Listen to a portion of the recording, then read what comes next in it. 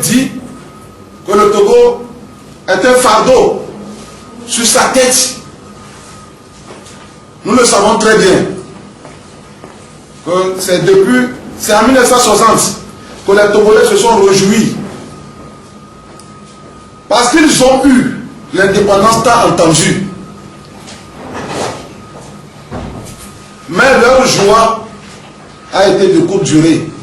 Parce que le premier président a été assassiné. Et le Togo est tombé en disgrâce devant son créateur. Pourquoi? Parce que malheureusement, le premier président n'a pas cherché la voix du créateur, de celui qui a créé le Togo. Mais il a cherché à confier le Togo à une démon, un esprit maléfique. Et parce que nos grands rois, dans le passé, très très longtemps, ont fait aussi des ignominies, comme je l'avais révélé dans mes sorties précédentes. Et ils ont confié le Togo à des esprits maléfiques qui ont tyrannisé notre pays depuis très longtemps. Et lorsque le Togo a eu la chance d'avoir une tête, c'est cette tête normalement qui doit remettre le Togo à Dieu, mais il n'a pas su le faire. Et le Togo est tombé en disgrâce. Dans une malédiction de 60 ans, dans une malédiction de 60 ans, qui a commencé à partir de 1960. Et je vous avais dit que la fin de cette malédiction, c'est 2020. La fin de la malédiction, c'est 2020. Donc, j'aimerais un peu décortiquer la situation. Depuis ce temps, depuis 60, il y a eu des mouvements qui ont été créés afin de remédier, afin d'apporter le changement au Togo. Mais tous ont échoué. Surtout la conférence nationale qui a été pour les Togolais un espoir, l'espoir d'un nouveau départ, a aussi échoué.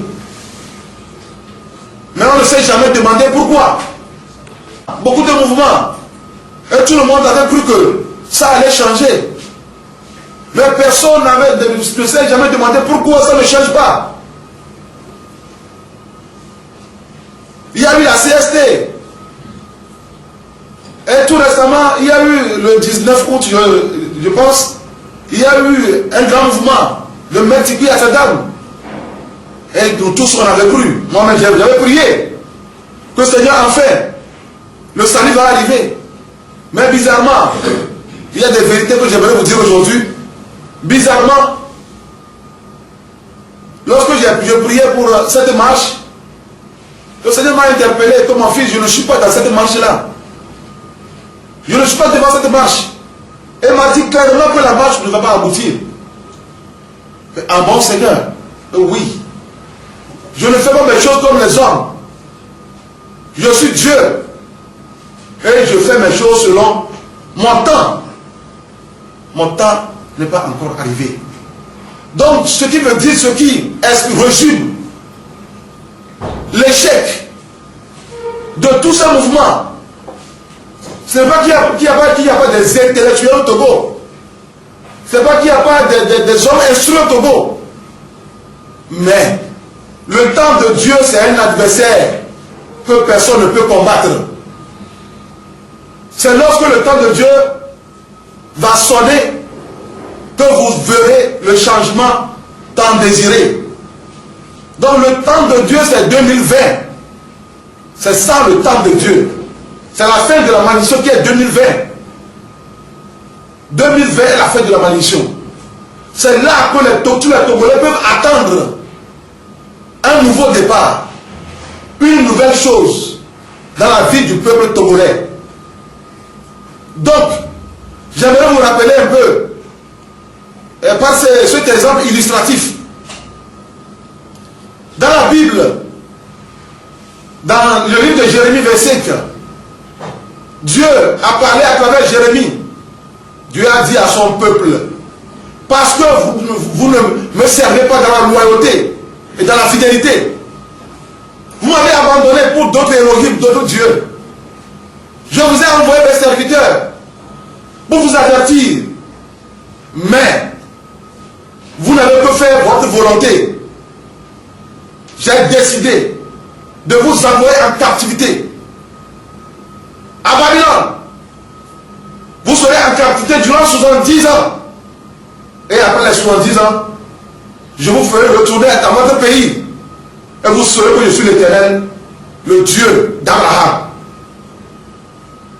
Et ils ont été déportés selon la parole de l'Éternel sur la terre babylonienne. Et ils ont été oppressés durant 70 ans. Après les 70 ans, Dieu est revenu. Et avant que Dieu ne revienne, il a suscité un homme qui était Daniel. C'est lui qui priait. Seigneur, j'ai fouillé les livres. J'ai vu la promesse de Daniel. C'est 70 ans que tu as parlé de 70 ans. Mais les 70 ans sont en leur terme, Seigneur. Et c'est là que Dieu s'est rappelé, selon la prière de Daniel, de sa promesse à son peuple, qu'après 70 ans, ils vont retourner sur la terre natale.